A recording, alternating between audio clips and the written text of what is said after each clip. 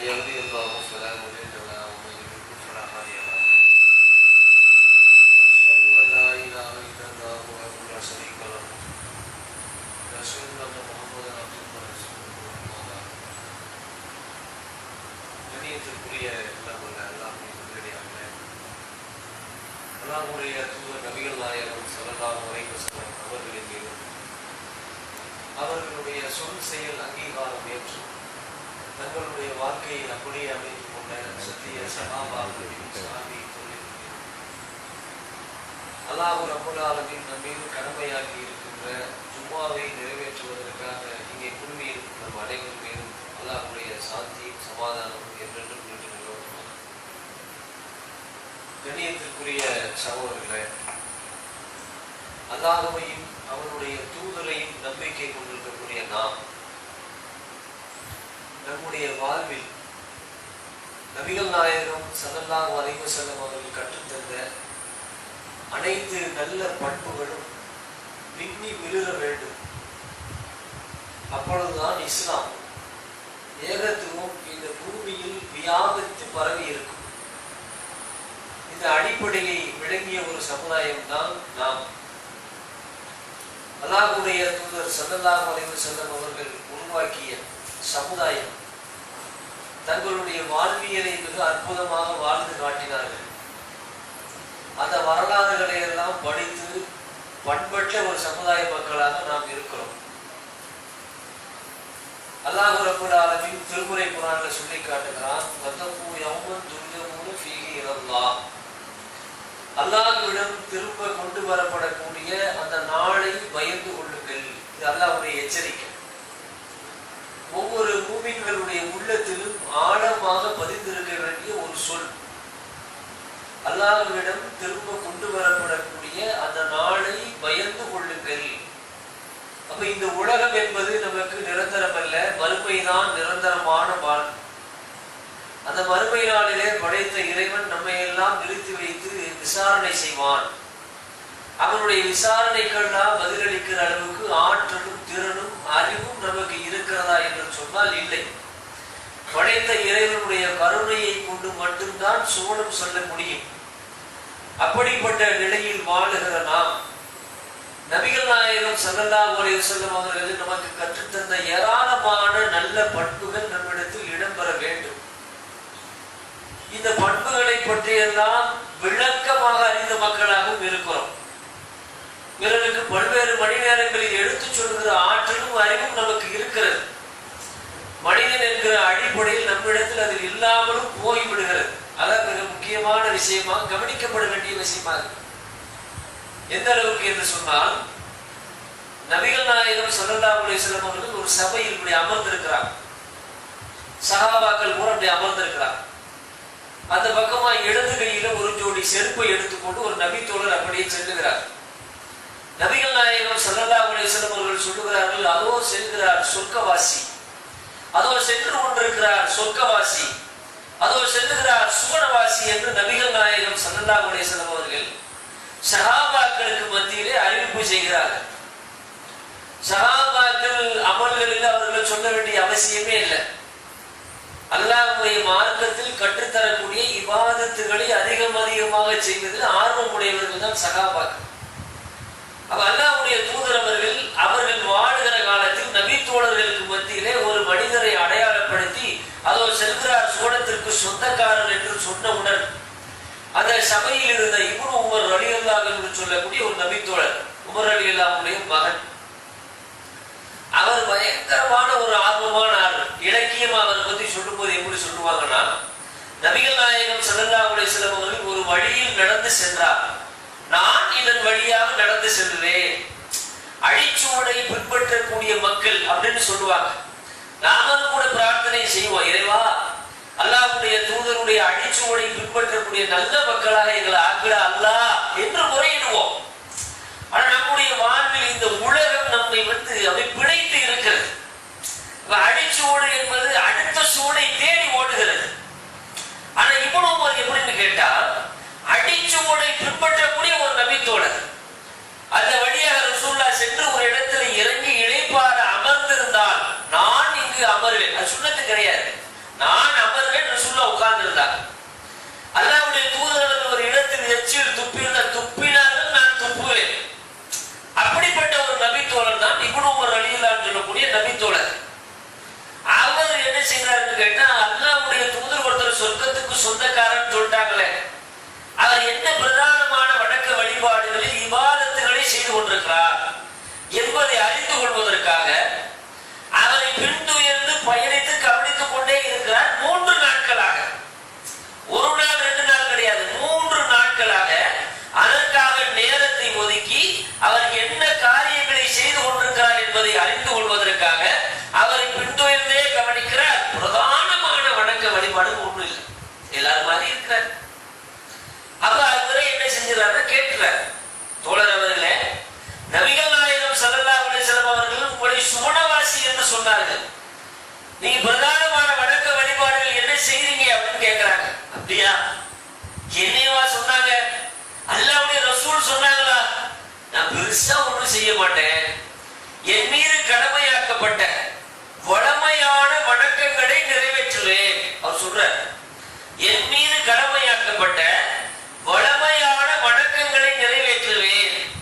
பணம், பதவி, செல்வாக்கு, புகழ் இதற்கு ஆசைப்பட மாட்டேன். இது ஒருவனுக்கு கிடைத்தால் அதை பார்த்து பொறாமைப்பட மாட்டேன். இது பெரிய கஷ்டமான ஒரு இபாதத். மனுஷனுக்கு இருக்கிற பெரிய சிரமம் என்ன தெரியுமா? ஒரு பணத்துக்கு ஆசைப்படக்கூடாது, பதவிக்கு ஆசைப்படக்கூடாது, புகழுக்கு ஆசைப்படக்கூடாது, செல்வாக்குக்கு ஆசைப்படக்கூடாது. இவையெல்லாம் ஒருவனுக்கு கிடைக்கிற பொழுது அதை பார்த்து பொறாமைப்படக்கூடாது. இதுதான் மனுஷனுக்கு இருக்கிற பெரிய வியாதி. இந்த பண்பு அந்த நபித்தோழர் அம்ரு பின் ஆஸ் ரலியல்லாஹு அன்ஹு சொல்லக்கூடிய நபித்தோழர் அன்சாரி தோழர் அவரிடத்தில் இருக்கிறது. என் மீது கடமையாக்கப்பட்ட வளமையான வணக்கங்களை நான் நிறைவேற்றி விடுவேன் அப்படிங்கிறார். இதெல்லாம் நாம் சுய பரிசோதனை செய்து பார்க்க வேண்டிய காரியம். அல்லாஹ்வுடைய தூதரை பற்றி மிகவும் அறிந்த மக்கள் யாருன்னா நம்ம தான். வேற யாரையும் உலகத்துக்கு சொல்ல முடியாது. தமிழகத்துல தூதருடைய ஒவ்வொரு பொன் மொழிகளையும் நுனிநாக்கில் உச்சரிக்கிற ஆற்றலை அல்லாஹ் கொடுத்திருக்கிறான். இந்த சஹாபியிடத்தில் இருக்கிற ஒவ்வொரு பண்புகளையும் அல்லாஹ்வுடைய தூதர் அறிந்ததால் தான் அதன் போகிறார் சுவனவாசி அப்படிங்கிறார். எதற்காக இந்த உலகத்துல நாம் வாழ்ந்து கொண்டிருக்கிறோம்? பதவிக்காகவும், புகழுக்காகவும், செல்வாக்குக்காகவும், எதற்காகவும் கிடையாது. படைத்த இறைவனுக்காக, மறுமைக்காக, இறைவன் நமக்காக படைத்து வைத்திருக்கிற அந்த சுவனத்திற்காக. இந்த உலகம் என்பது மிக அற்பத்திலும் அற்பமானது. உங்களுக்கு நாம் இதை அலங்காரமாக்கி வைத்திருக்கிறோம். பார்க்கிறதுக்கு அழகா தெரியும். பூமியை விட்டு வெளியே போயிட்டா இது ஒரு உருண்டையாயிரும். பூமியை விட்டு வெளியே போயிட்டோம் வைங்க, இது ஒரு உருண்டையாயிரும். அந்த உருண்டையில 77% தண்ணீரா இருக்கு, 23% தான் நிலப்பரப்பு இருக்கு. அந்த நிலப்பரப்புல சொற்பமான இடத்தில் நெருக்கடியான வாழ்க்கையில் வாழ்ந்து கொண்டிருக்கிற மனித சமூகம். இதில் இருக்கிற பேராசை மனிதனுக்கு பெருசு. அதனால இவ்வளவு தீய குணங்களும், பதவி, பணம், செல்வாக்கு, புகழ் இதெல்லாம் ஒருவனுக்கு கிடைக்கிற போது அதன் மீது இருக்கிற பொறாமை, இது இல்லாமல் இருந்தால் அந்த சொர்க்கம். சொர்க்கம்னா சாதாரண விஷயமா? எந்த சொர்க்கத்துக்காக இந்த உலகத்தில் நாம் பாடுபட்டு கொண்டிருக்கிறோமோ அந்த சொர்க்கம் ரொம்ப சொற்பமானது கிடையாது, பிரம்மாண்டமானது. அது வானம் பூமியில் பரப்பளவு கொண்டது. அல்லாஹ் சொல்றாங்க, வானம் பூமியை விட பரப்பளவு கொண்டது. முதல் வானத்தை இன்றைக்கும் யாரும் அடையல. செவ்வாய் கிரகத்துக்கு ராக்கெட் போகுது, வியாழனுக்கு போகுது, வெள்ளி என்னென்னமோ கோள்கள் இருக்கு, எல்லாத்தையும் பார்க்கிறோம். சந்திரயான் அனுப்புறோம் சொல்றான். இறைவன் படைத்த 7 வானங்களில் முதல் வானத்தை மனிதன் தொட்டானா தொடல.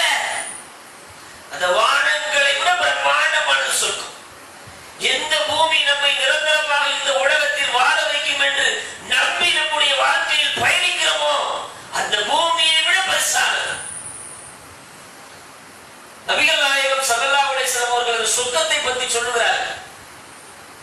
ஒரு நாள் அல்லாஹ்வுடைய தூதர் தொலை வச்சுக்கிட்டு இருக்காங்க.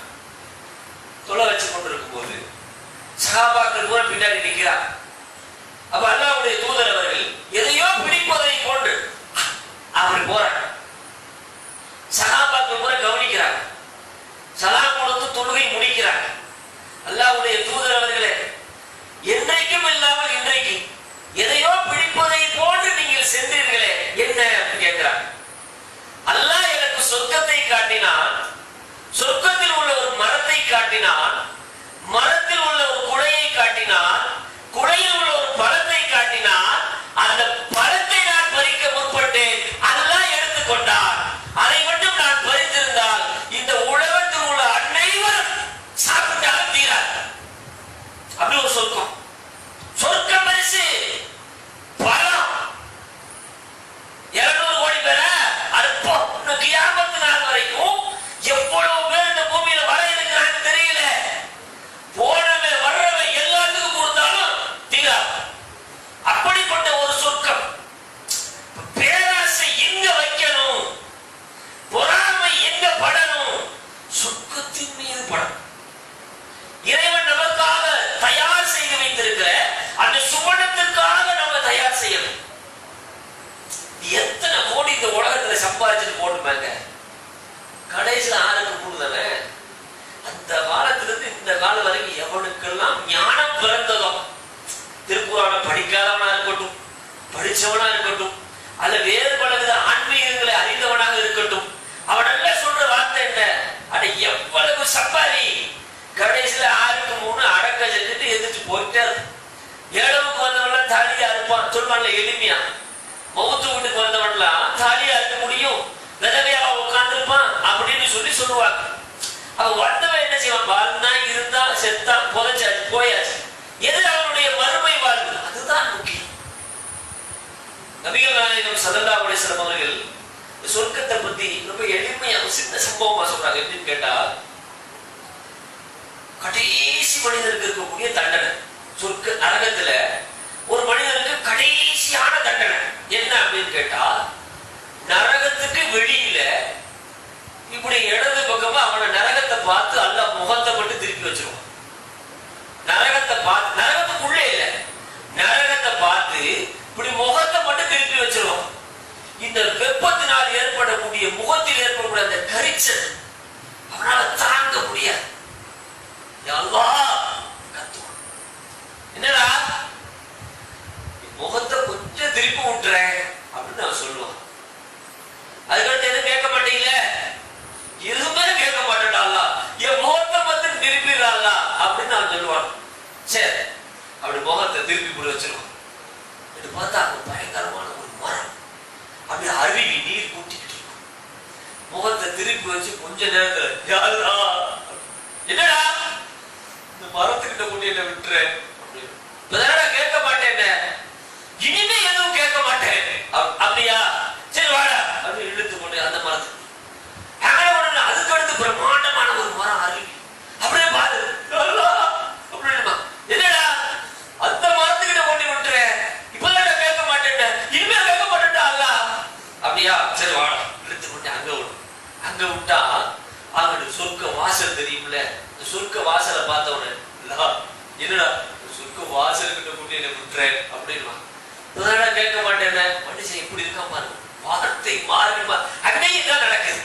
அப்ப கேட்க மாட்டேங்கல வா அப்படின்னு இழுத்து கொண்டு போய் அந்த வாசல்கிட்ட நிப்பாட்டின உடனே அப்படி சொர்க்கத்தை அப்படி பார்த்துட்டு அப்படின்னா, என்னடா இது உள்ள விட்டுருதாங்களா அப்படின்னா, என்னடா உனக்கு வேணும் அப்படின்னா, நீ நினை, நீ நினை, நீ என்னையெல்லாம் நினைக்க முடியுமா நினை, அப்ப நினைப்பானா நினைச்சு எல்லாம் முடிஞ்சு நீ நினைச்சதையும் கொடுத்தோம், அது மாதிரி இன்னொரு மடங்கை கொடுத்தோம் போடா அப்படின்னு அந்த சொர்க்கத்துக்குள்ள தப்பு எரிஞ்சு விட்டோம். கடைசி மனிதனுக்கு கிடைக்கிற தண்டனையிலிருந்து கிடைக்கிற ஒரு விடுதலை சுவனத்தின் பரிசு. அந்த சொர்க்கம்னா எப்படி உள்ள இருக்கும் பார்த்துக்கலாம். அல்ல குரான்ல நிறைய சொல்லி காட்டுங்க. அப்ப எதை நோக்கி நாம் பயணிக்கிறோம், நம்முடைய இலக்கு எது அப்படிங்கிறது தான் ஒவ்வொரு மூமின்களுடைய உள்ள கிடக்கிலும் இருக்கிற ஒரு விஷயம். அப்ப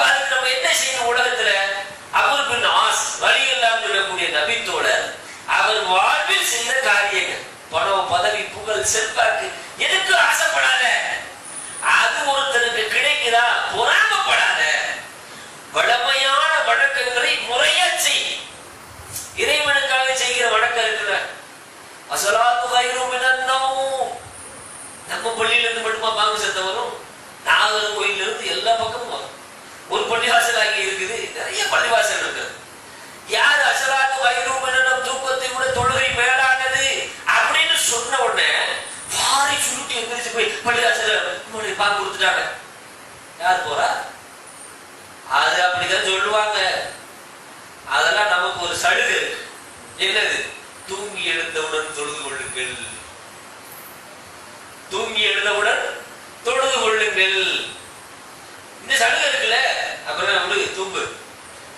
ஆனா அதுக்கு இடையில ரசூல் அவங்க சொன்னாங்க, எவன் ஃபஜ்ர் தொழுகைக்கு வராம தூங்குறானோ ஷைத்தான் காதுல சிறுநீர் கழிப்பான். அதை யோசிக்கிறது இல்லை. ஐயா நம்ம காது கேவலமா போய்கிட்டு இருக்க, நஜீச முன்னாடி ஷைத்தான் கழிச்சுக்கிட்டு இருக்கானே, அதை எப்படா தொடச்சுக்கிட்டு காலையில் நம்ம போறது, அவனை நம்ம பக்கத்துல வரவிடக் கூடாது, நாம பள்ளிவாசலுக்கு கிளம்பி போயிடுவோம் அப்படின்னு யோசிக்க மாட்டோம். நமக்கு எல்லாம் எதுனா அந்த சலுகை தான். வசதி கிடைக்குதா, வாய்ப்பு இருக்குதா, அனுபவி அப்படின்னு நினைச்சுக்கிறது. தூங்கி எழுந்தவுடன் தொழுது கொள்ளுங்கள். அது கருணையோடு சொல்லப்பட்ட ஒரு வாசகம். இறை தூதருடைய கருணை சொல் அப்படின்னு வாங்கல்ல. என் அடியான், அல்லாஹ்வுடைய அடியான் மறுமை நாள்ல தொழாத பாவியாக அவன் நின்று விடக் கூடாது. நீ 5 மணிக்கு தான் தொழுவன், இல்லைன்னா உனக்கு தொழுகை இல்லை அப்படின்னு சொல்லிட்டா என்ன செய்யறது? தூங்குவான், தொழுவான், எந்திரிப்பான். இயற்கையா மனிதனுக்கு இருக்கக்கூடிய சில விஷயங்கள்லாம் இருக்கும், வர முடியாம கூட இருக்கும். ஓடி வருவான், பக்தர்கள் நிக்க முடியாம ஜமாத்து முடிஞ்சிடும். என்ன செய்யறது? இதெல்லாம் தாண்டி இறை தூதர் கவனித்து என்ன செய்யறாங்கன்னா, கருணையோடு சொல்ல தூங்கி சொன்ன தொழுதுவோம், தொழுகை விடாது, வளமையான வணக்கத்தை விடாத. அது ஒரு காலத்துல இருந்துச்சு. எப்ப சும்மா ஜமாத் பள்ளிவாசலுக்குள்ள போகும்போது காலையில் என்ன செய்யறது? 7 மணிக்கு போய் ஜுப்பாவும் தொப்பியும் போட்டு இருக்கிற ஒரு ஆள், இவன் நம்ம டிஷர்ட் ஜீன்ஸையும் போட்டு ஒரு 4 பேர் போய் 8 மணிக்கு அல்லாஹ் அக்பர் தக்பீர் கட்டிட்டு என்ன அட்டகாசம் பண்றாங்க, 8 மணிக்கு வந்து ஜமாத்து நடத்துறாங்க, கேட்டா சுபு தொழுகை இருக்கிறாங்க அப்படின்னு அவங்க சொன்னாங்க. அவங்க எப்ப அப்படி செய்யும்? அதிசயம். ரசூலுல்லாஹ் அவங்க பயணத்துல போனாங்களா? பிலால் ரலியல்லாஹு உஸ்ப சொன்னாங்களா? அவங்க வந்து தூங்கிட்டாங்களா? எந்திரிச்சோட ரசூலுல்லாஹ் அவர்கள் தள்ளி போய் ஜமாத்து நடத்தினாங்களா? அதிசயம் பண்ணலாம். விதிவிலக்கா நடந்த விஷயங்கள் எல்லாம் சமுதாயத்துல விதியா மாறி போய்கிட்டு இருக்கிறது. ஆனா நபி மொழியை நுனிநாக்கில் உபயோகிக்கக்கூடிய மக்கள் நாமத்தான் இருக்கணும். நபி மொழி யாருக்கு சொல்ல தெரியும்? நீங்க ஒரு நபி மொழி வெளியே போய் சொன்ன உடனே, நான் சொன்ன உடனே ரசூலுல்லாஹ் சொல்லியிருக்கிறாங்க, கேட்கிற மக்கள் இன்னைக்கு இருக்கிறாங்க. ரசூலுல்லாஹ் இப்படி இல்லாம சொல்லியிருக்கிறாங்க அப்படின்னு கேட்கிற மக்கள் இன்னைக்கு இருக்காங்க. 7000 ஹதீஸ்களை படித்து தெரிந்தவர்கள் எத்தனை பேர் நாம இருக்கிறோம்? 7 பாகத்தை வாங்கி வச்சிருக்கிறோம். புகாரி 7 பாகம், முஸ்லிம் 4 பாகம், திருப்பதி, அபுதாவுது, அஹ்மது, நஸஈ எல்லாத்தையும் வாங்கி வந்துருச்சு, அடுக்கி வச்சிருக்கிறோம். அது பத்தாதுன்னு சாப்ட்வேராகவும் வச்சிருக்கிறோம். என்ன செய்ய? பேஸ்புக்ல தான் இருக்கு காலம், வாட்ஸ்அப்ல இருக்கு. குர்ஆன் ஹதீஸ்ல எங்க இருக்கு? 7000 ஹதீஸ்ல 7000வது ஹதீஸ் என்னன்னு கேட்டா யாருக்கு தெரியும்? ஏன்னா நம்ம 7 பாகங்களையும் புரட்டுறது இல்ல, பார்க்கறது இல்ல, படிக்கிறது இல்ல. திருக்குர்ஆன் பையில இருக்குது, பார்க்கறது இல்ல, படிக்கிறது இல்ல. அதெல்லாம் ஒரு காலம். எப்பொழுது ஒரு விஷயத்துக்காக அதிகமான எதிர்ப்புகள் கிளம்புகிறதோ, மக்ரிபுக்கு முன் சொன்னது கிடையாது அப்படின்னு அவர்கள் சொல்லும் பொழுது இருக்கு அப்படின்னு, அப்போ மக்ரிபுக்கு மட்டும் முன் சொல்ல சொல்லுகிறது. பார்த்துருக்கோம்ல, மற்ற 5 வக்துக்கு முன் சொன்னது இருக்கு. ஒவ்வொரு பாங்குக்கு இகாமத்துக்கு இடையில் ஒரு தொழுகை உண்டு ரசூலுல்லாஹ் சொல்லி இருக்கிறாங்க. அது சுபுக்கு இருக்கு, லுஹருக்கு இருக்கு, அஸ்ருக்கு இருக்கு, மக்ரிப் இஷாவுக்கு இருக்குது. ஆனா எங்க போய் நம்ம நிலைநிறுத்தோம்? மக்ரிப் உடல் போட்டிருக்காங்க, நான் அப்பதான் சொல்ல தொழுவேன். எதை தடுக்குகிறார்களோ அதை நிறைவேற்ற காட்சிகளை பார்க்கணும். அப்படி கூட செய்யணும். இறை தூதர் எதை காட்டி தந்தாரோ அதை பின்பற்றுகிற சமூகமாக நாம் இருக்க வேண்டும். அதான் அடிப்படையான விஷயம்.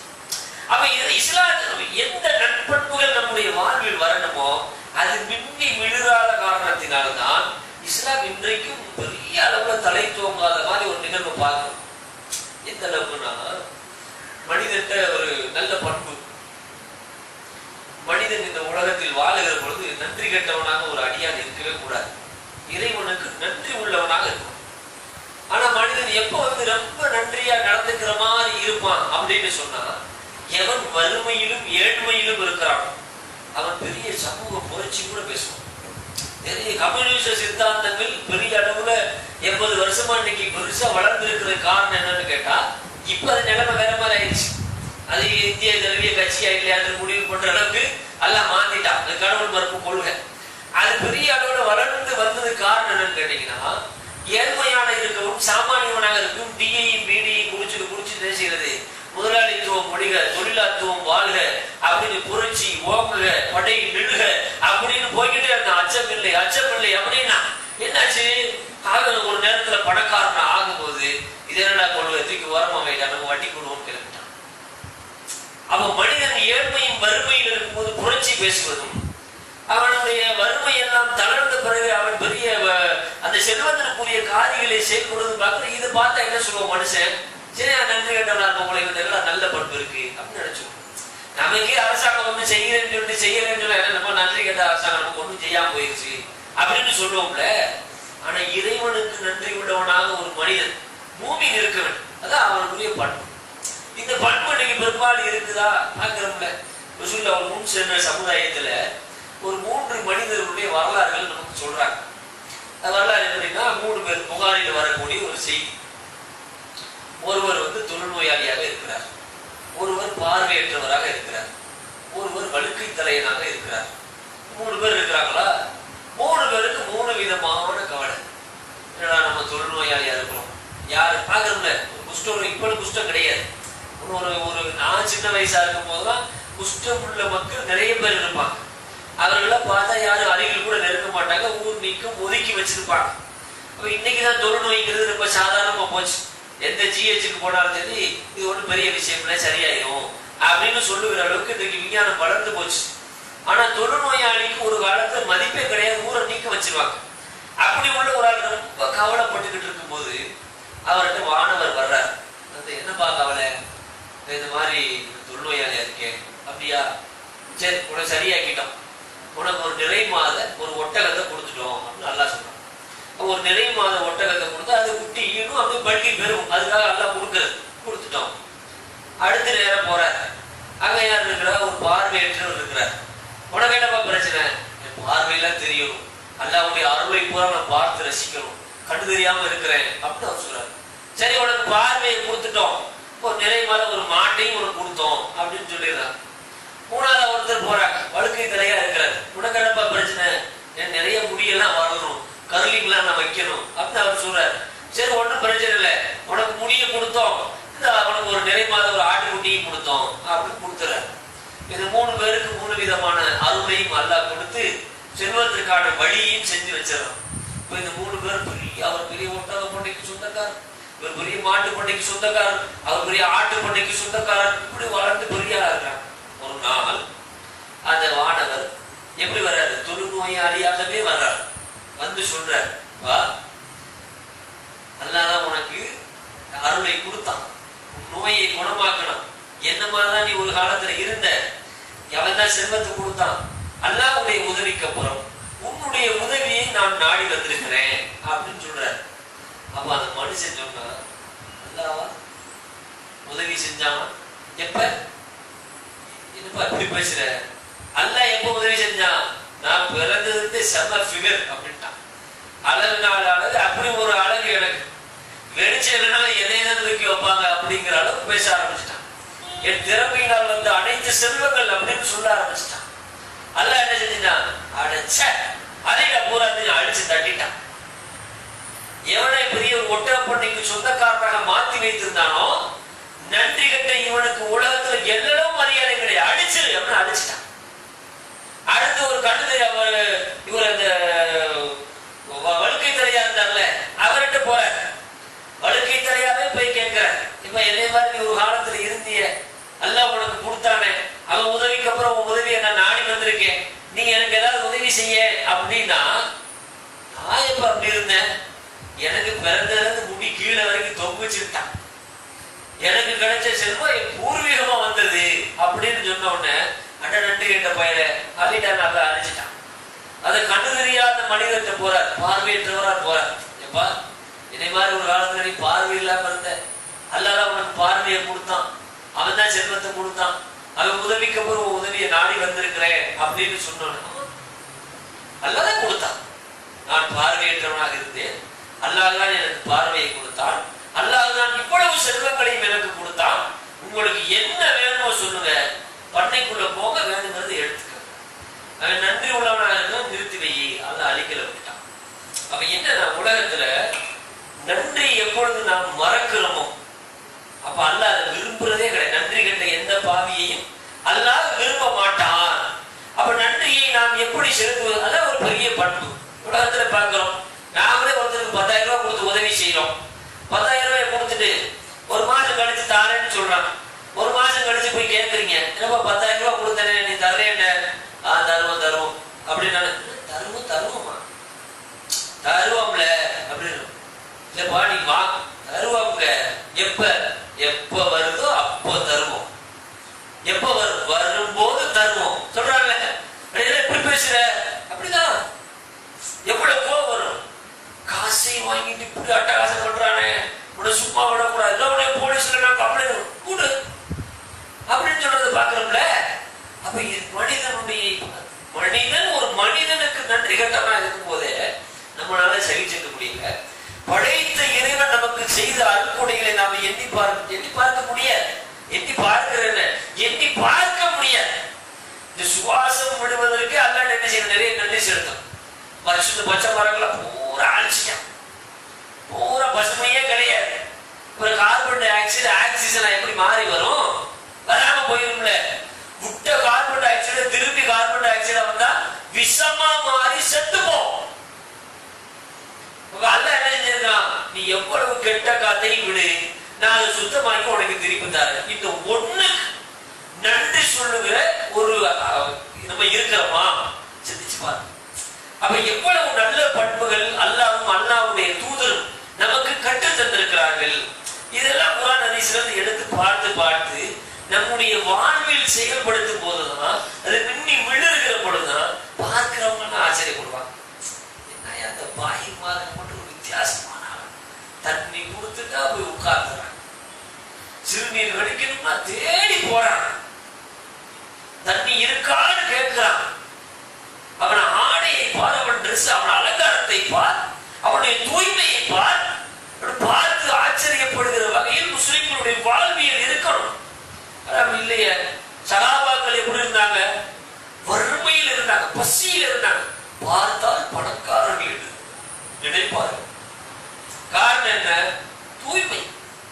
அப்ப இது மாதிரி ஏராளமான பண்புகள் நம்முடைய வாழ்வில் வரும் பொழுதுதான் அனைத்து மக்களும் நம்முடைய வாழ்வியலை பார்த்து இஸ்லாம் ஒரு ஆச்சரியம் மிகுந்த ஒரு மார்க்கம், அற்புதமான மார்க்கம், அதன் வழியில் நம்முடைய வாழ்வை அமைக்க வேண்டும் என்று ஒவ்வொருவரும் இதை நோக்கி ஓடி வருவார்கள். அப்படிப்பட்ட நல்ல மக்களாக அல்லாஹ் ரப்பல் ஆலமீன் உங்களையும் நம்மையும் ஆக்கி அருள் புரிவானாக என்று கூறி என்னுடைய இந்த முதல் உரையை நிறைவு செய்கிறேன். வாஹதவனா அல்ஹம்துலில்லாஹி ரப்பில் ஆலமீன். அஸ்ஸலாமு அலைக்கும் வரஹ்மத்துல்லாஹி வபரகாத்துஹு.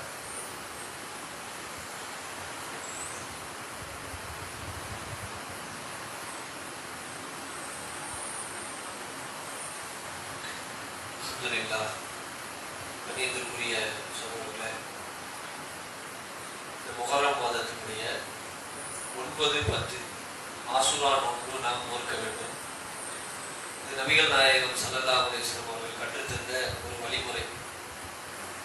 யூதர்கள் எல்லாம் முஹர்ரம் மாதத்தினுடைய 10ஆம் நாட்கள் நோன்பு நோட்டிருந்தாங்க. சஹாபாக்கள் அந்த செய்தியை அறிந்து அல்லாஹ்வுடைய தூதர் நபி சொல்றாங்க, யூதர்கள் எல்லாம் முஹர்ரம் 10ல நோன்பு வைக்கிறாங்களே. ரசூலுல்லாஹ் அந்த செய்தியை கேட்டு அறிஞ்சிருக்காங்க. அப்ப யூதர்களுக்கு மாறு செய்யுங்கள், அடுத்த வருடம் நான் உயிரோடு இருந்தால் 9, 10ல நோன்பு வைப்பேன் ரசூலுல்லாஹ் சொல்லி காட்டுறாங்க.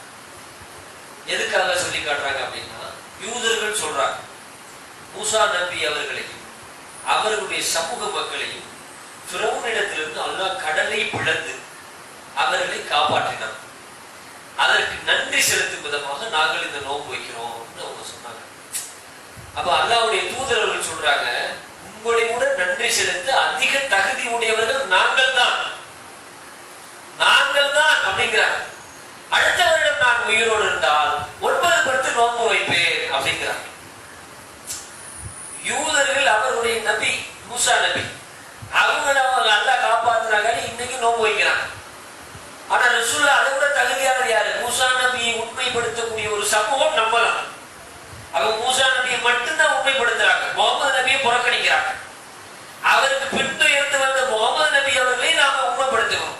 அப்ப அதிக தகுதி உடையவர்கள் நாங்கள் தான். நாங்கள் 9 பத்து நோன்பு வைப்போம் ரசூலுல்லாஹ் சொல்லி காட்டுறாங்க.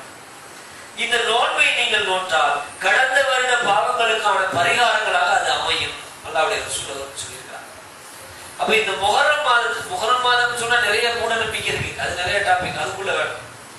இந்த 9 10 நோன்பு வைத்தால் அல்லாஹ் மூசா நபியை காப்பாற்றியதற்காக நன்றி செலுத்தும் விதமாக இந்த நோன்பை நாம் நோக்கிறோம். கடந்த வருடத்தான பாவங்களுக்கான பரிகாரங்களாக இந்த நோன்பு ஆகிறது. அப்படிப்பட்ட இந்த இபாதத்தை வரக்கூடிய 10 11 2 நாட்கள் நோன்பு நோக்க வேண்டும் என்று கூறி 9 10ங்கிறது முஹர்ரத்துல 9 10, நான் சொல்றது 10ஆம் தேதி 11ஆம் தேதி ஹிஜ்ரி பிரகாரம் 9 10 வந்துடும். அந்த 9 10 தான் 10 11ஆம் தேதியில ஆங்கில வருட கணக்கில் வருது. 10ஆம் தேதி 11ஆம் தேதியும் 2 நாட்கள் இந்த ஆசுரா நோன்பை நோற்று அல்லாஹ்விடத்தில் கூலியை பெற வேண்டும் என்று கூறி என்னுடைய 2வது உரையை நிறைவு செய்கிறேன். வாஹிரு தஅவானா அல்ஹம்துலில்லாஹி ரப்பில் ஆலமீன். அஸ்ஸலாமு அலைக்கும் வரஹ்மத்துல்லாஹி வபரகாத்துஹு.